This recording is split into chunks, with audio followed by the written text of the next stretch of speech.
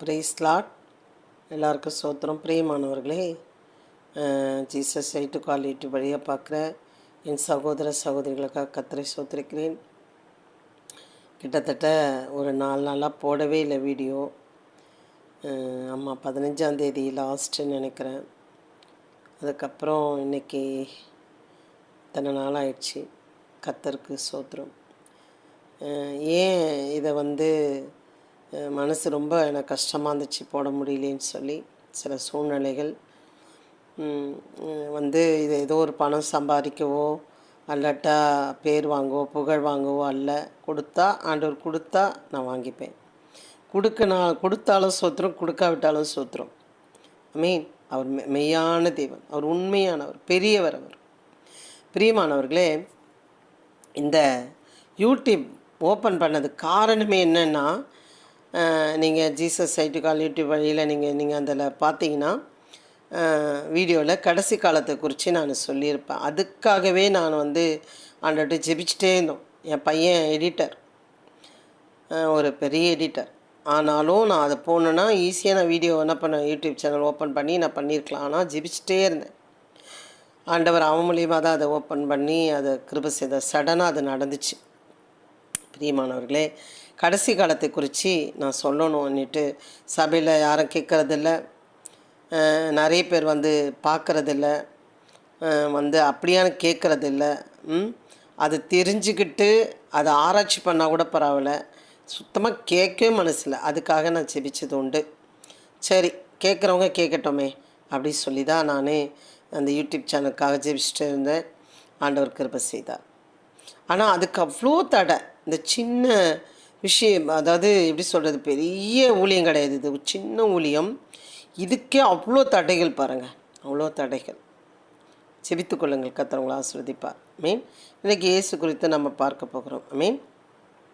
என் மாம்சத்தை புசித்து என் இரத்தத்தை பானம் பண்ணுகிறவனுக்கு நித்திய ஜீவன் உண்டு, நான் அவனை கடைசி நாளில் எழுப்புவேன். என் மாம்சம் மெய்யான போஜனமாக இருக்கிறது, என் இரத்தம் மெய்யான பானமாக இருக்கிறது. ஜீவனுள்ள பிதா என்னை அனுப்பினது போல என் பிதாவினால் பிழைத்திருக்கிறது போலவும் என்னை புசிக்கிறவனும் என்னிலே பிழைப்பான். பிரியமானவர்களே, என்ன நடக்குது அப்படின்னு பார்த்தீங்கன்னா, கப்பர்நகூமில் உள்ள ஜப ஆலயத்தில் அவர் பேசி கொண்டிருக்கிறார். இந்த பிரசங்கத்தை பேசி கொண்டார். என் மாம்சத்தை புசித்து என் இரத்தத்தை பண்ணுகிறவனுக்கு நித்திய ஜீவன் உண்டு, நான் அவனை கடைசி நாளில் எழுப்புவேன்.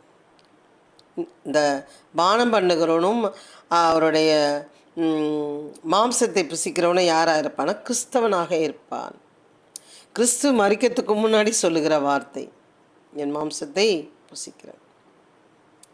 பிரியமானவர்களே, அது அவங்களுக்கு கேட்கறதுக்கு விபரமாக இருக்குது. அது நிறைய பேசுவாங்க. கொலை செய்து கொள்வானோ, தனித்தானே அவன் கொலை பண்ணிப்பானோ, இப்படிலாம் பேசுகிறாங்க. அவரை ஒரு அது அந்த அந்த அந்த சத்தியத்தை கேட்க அவங்களால என்ன பண்ண முடியல, ஏற்றுக்கொள்ளவே முடியல.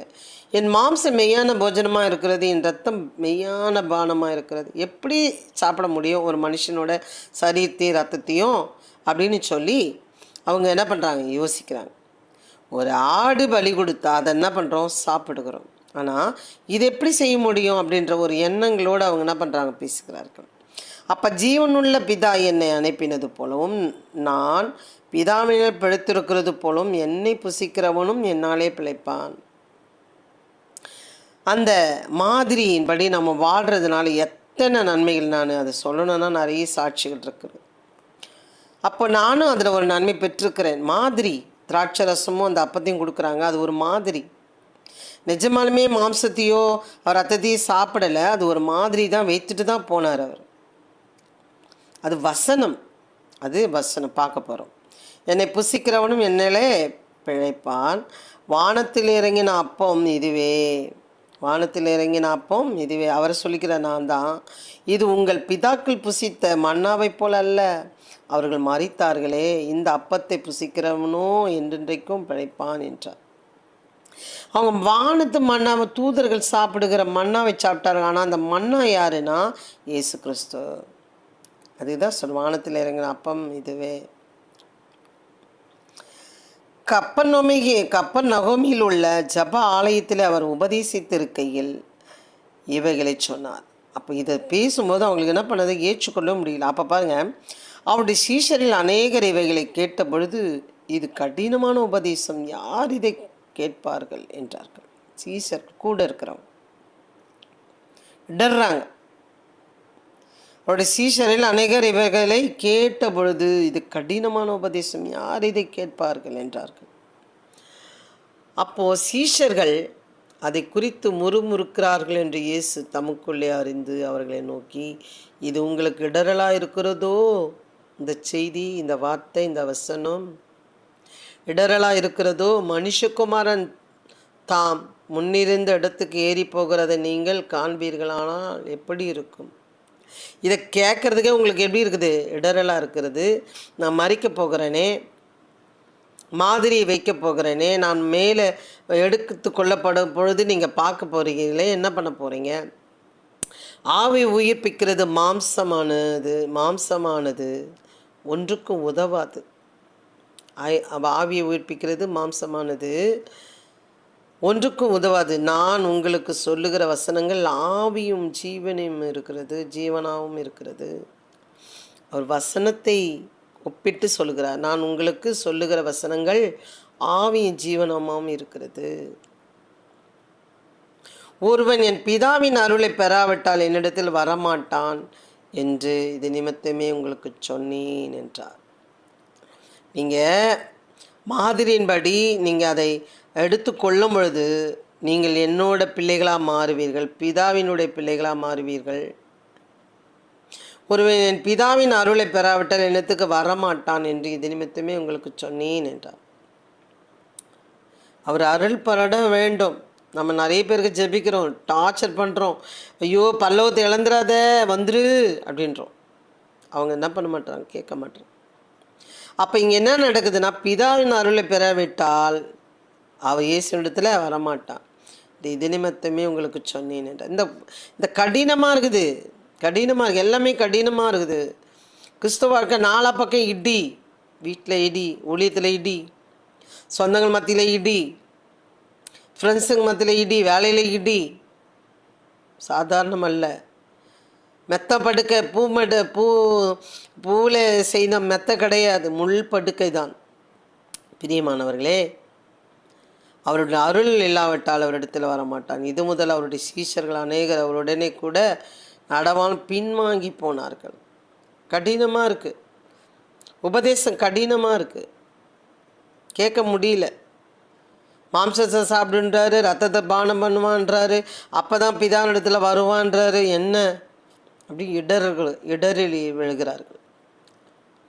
சீஷர்கள் அநேகர் அவருடனே கூட நடவான் பின்வாங்கி போனார்கள்.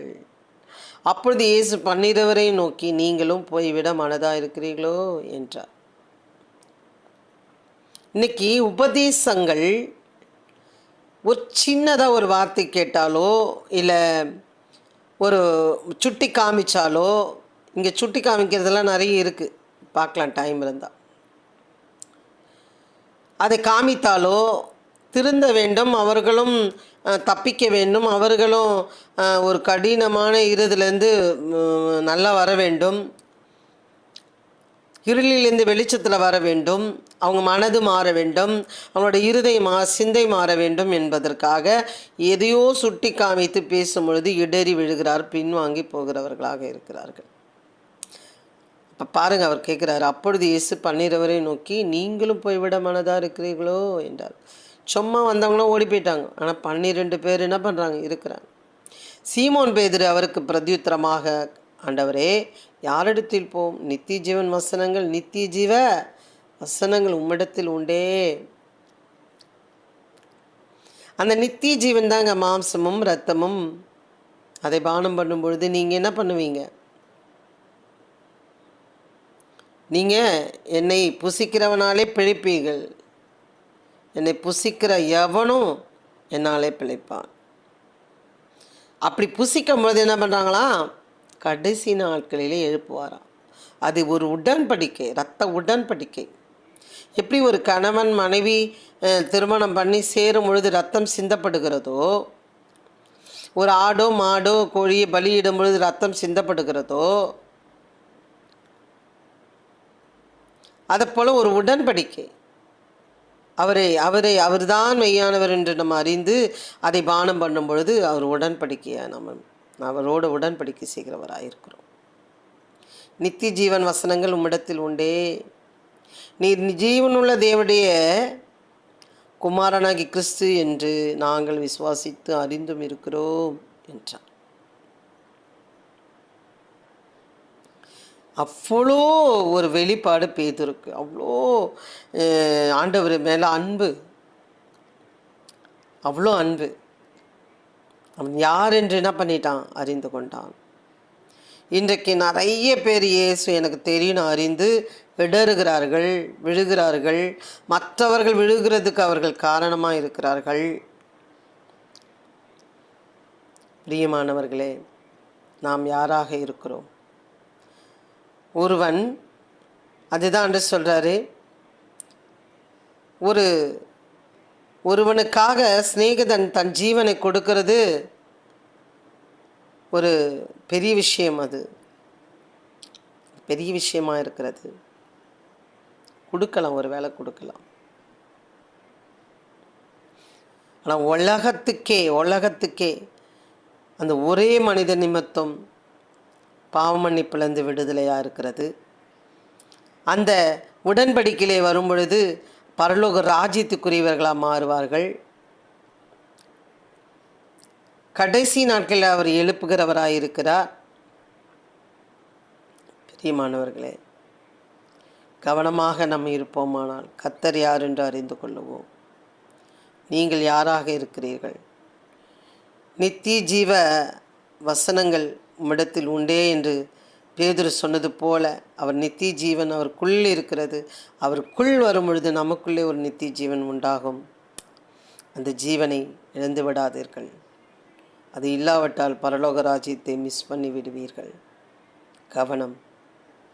கவனமாக இருங்கள். நாளிலே அவர் உங்களுக்காக சிந்தப்பட்ட கல்வாரி ரத்தம் அவரோட சரீர போஜனமாக இருக்கிறது. அந்த உடன்படிக்கையில் வருகிறவனே பரலோக ராஜ்யத்தை பெற்றுக்கொள்ளுகிறான். நீங்கள் யாராக இருக்கிறீர்கள்? அவர் மெய்யான தேவன், அறிந்து கொள்ளுங்கள். கர்த்தர் கண்டிப்பாக உங்கள் வாழ்க்கையை ஆசீர்வதித்து பெருக செய்வாராக. ஆமென். God bless you. Hallelujah.